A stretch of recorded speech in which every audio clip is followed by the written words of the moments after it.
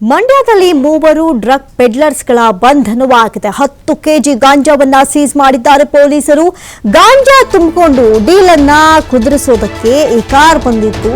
ಖಚಿತ ಮಾಹಿತಿಯ ಆಧಾರದ ಮೇಲೆ ಈ ಕಾರನ್ನ ಜಪ್ತಿ ಮಾಡಲಾಗಿದೆ. ಮಂಡ್ಯ ಜಿಲ್ಲೆಯ ಪಾಂಡವಪುರ ತಾಲೂಕಿನ ನುಗ್ಗಳ್ಳಿ ಬಳಿ ಕಾರನ್ನ ಸೀಸ್ ಮಾಡಿರುವಂಥದ್ದು. ತಹಶೀಲ್ದಾರ್ ಬಸಪ್ಪರೆಡ್ಡಿ ರೋಣದ ನೇತೃತ್ವದಲ್ಲಿ ಈ ಒಂದು ಮಿಂಚಿನ ಕಾರ್ಯಾಚರಣೆ ನಡೆದಿರುವಂಥದ್ದು. ರಕ್ಷಿತ್, ಗೌತಮ್, ಮನೋಜ್ ಬಂಧಿತ ಆರೋಪಿಗಳು ಗಾಂಜಾ ಪೆಡ್ಲರ್ಗಳು. ಒಡಿಶಾದಿಂದ ಇವರು ಗಾಂಜಾವನ್ನ ಖರೀದಿಸಿ ಇಲ್ಲಿ ರಾಜ್ಯದಲ್ಲಿ ಮಾರೋದಕ್ಕೆ ಈ ಆರೋಪಿಗಳು ತಂದಿದ್ರು.